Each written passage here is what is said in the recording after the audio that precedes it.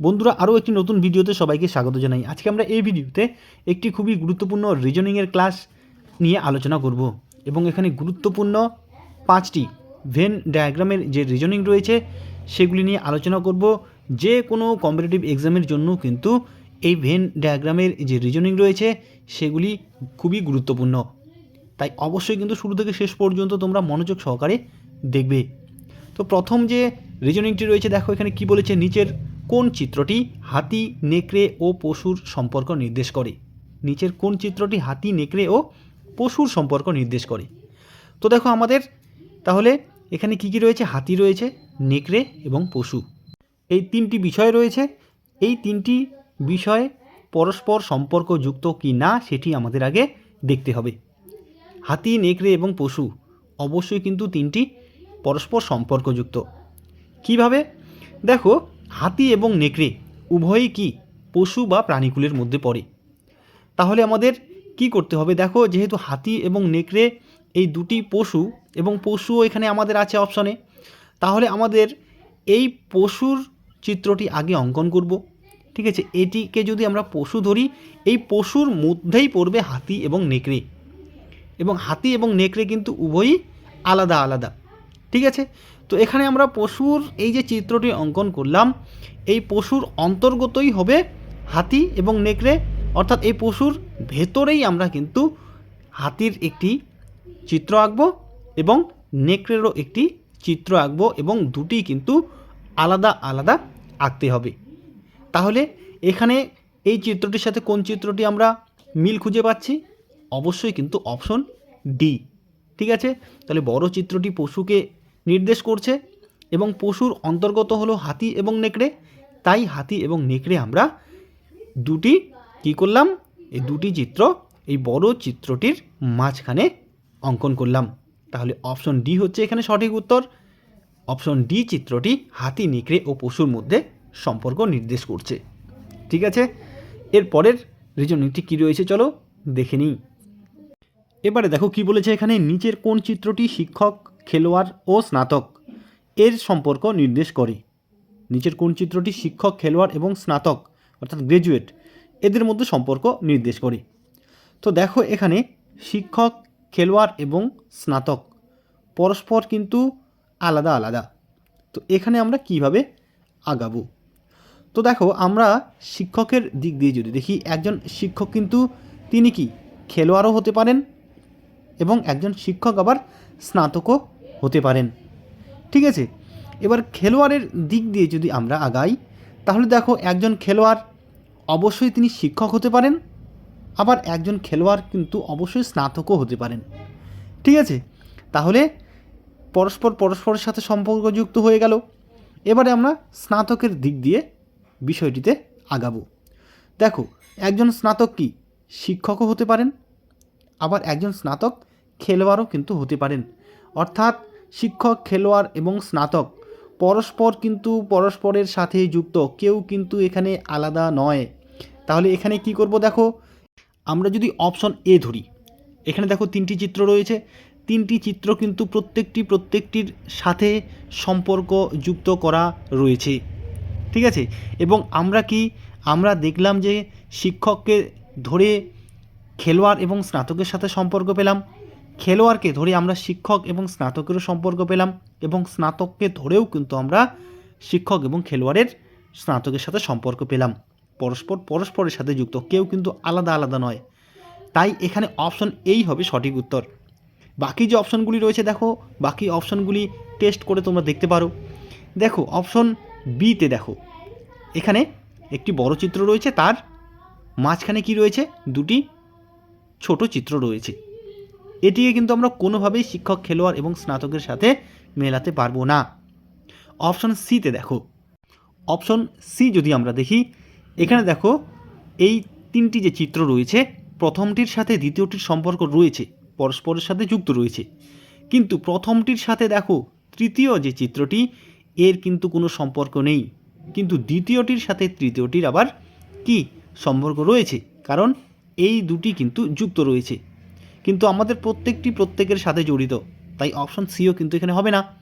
Option D দেখো তিনটি চিত্র রয়েছে, তিনটি চিত্রই কিন্তু আলাদা আলাদা রয়েছে, কিন্তু আমরা শিক্ষক খেলোয়াড় এবং স্নাতক আলাদা আলাদা হলেও তাদের মধ্যে কিন্তু একটি সম্পর্ক পেয়েছি। কারণ একজন শিক্ষক খেলোয়াড়ও হতে পারেন, স্নাতক হতে পারেন, একজন খেলোয়াড় শিক্ষকও হতে পারেন, আবার স্নাতকও হতে পারেন, এবং একজন স্নাতক শিক্ষকও হতে পারেন, আবার খেলোয়াড়ও হতে পারেন।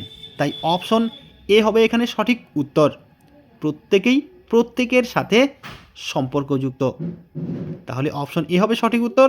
চলো পরের রিজনিংটি কী রয়েছে দেখে নিই। এবারে কি বলেছে দেখো, নিচের কোন চিত্রটি রেড ফোর্ট, দিল্লি ও ভারতের সম্পর্ক নির্দেশ করে? তাহলে এখানে চারটে যে চিত্র রয়েছে, কোন চিত্রটি রেড ফোর্ট, দিল্লি ও ভারতের সম্পর্ক এখানে নির্দেশ করছে? খুবই কিন্তু সহজ এটি।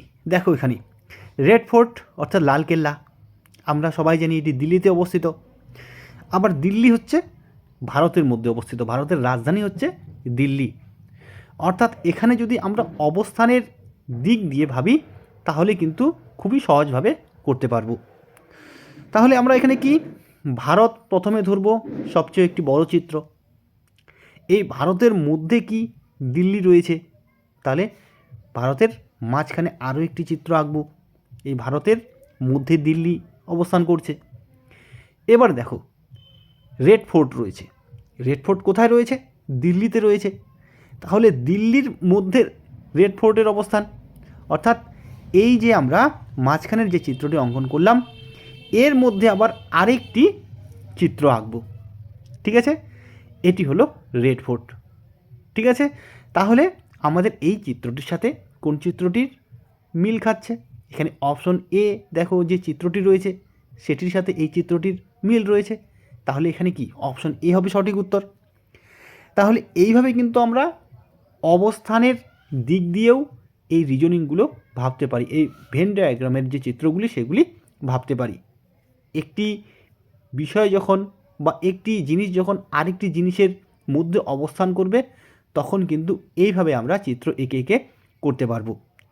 এখানে কিন্তু অনেকে অপশন বিও করতে পারে, তবে সেটি কিন্তু ভুল হবে।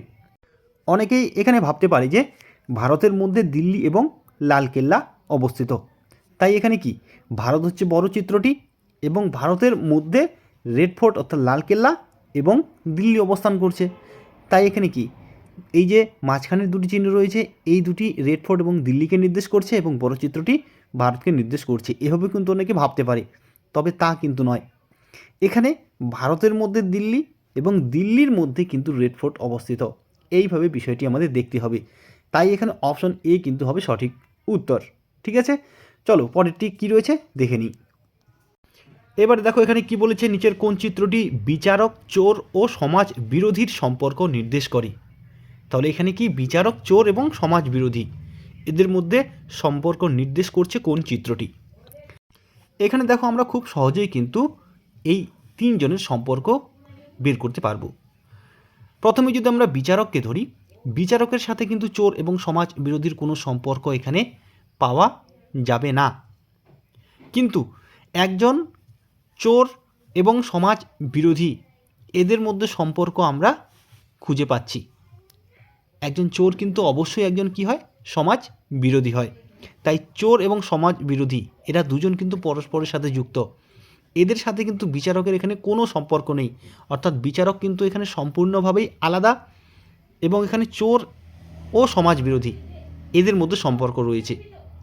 চোর, এই চোর কি অবশ্যই একজন সমাজ বিরোধী এবং চোরের যে চৌর্যবৃত্তি সেই চৌর্যবৃত্তিটা কিন্তু সমাজ বিরোধীর কার্যকলাপের মধ্যে পড়ছে, অর্থাৎ সমাজ বিরোধী, এই সমাজ বিরোধীর মধ্যেই কিন্তু চোরের অবস্থান। তাহলে এখানে দেখো আমরা অপশন সি যদি ধরি, এই অপশন সি কিন্তু এখানে হবে সঠিক উত্তর। এখানে দেখো প্রথম যে চিত্রটি রয়েছে এটি হলো কি বিচারক। এরপরে দেখো এই যে বড় এখানে চিত্রটি রয়েছে এই বড় চিত্রটি হচ্ছে সমাজ বিরোধী এবং তার মধ্যে যে ছোট চিত্রটি রয়েছে এই ছোট চিত্রটি হলো চোর।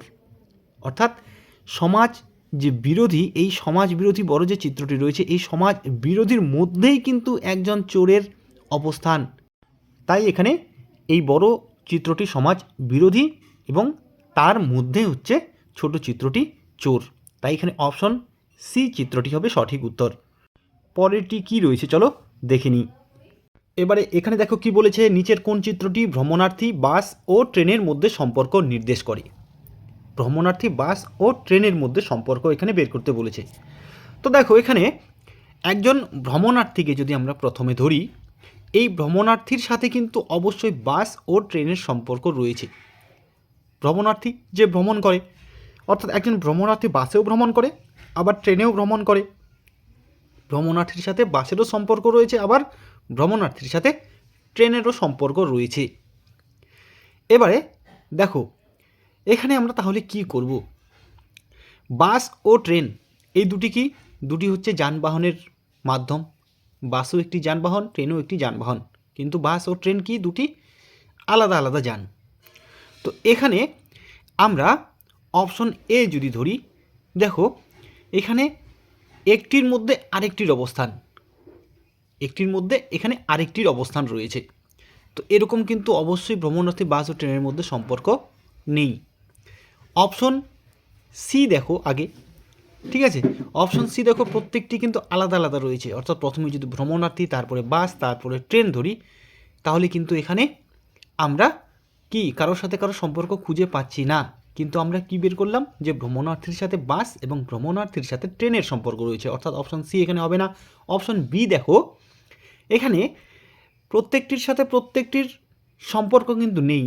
এখানে দেখো মাঝখানেরটার সাথে প্রথমটার এবং মাঝখানেরটির সাথে তৃতীয়টির সম্পর্ক রয়েছে। অর্থাৎ মাঝখানেরটি আমরা যদি ভ্রমণার্থী ধরি, এই ভ্রমণার্থীর সাথে দেখো প্রথমেরটাকে যদি আমরা বাস ধরি, তাহলে ভ্রমণার্থীর সাথে বাসের সম্পর্ক রয়েছে। আবার তৃতীয় চিত্রটিকে আমরা যদি ট্রেন ধরি, তাহলে ভ্রমণার্থীর সাথে ট্রেনের কিন্তু সম্পর্ক রয়েছে। তাহলে এটিই কিন্তু হবে আমাদের সঠিক উত্তর।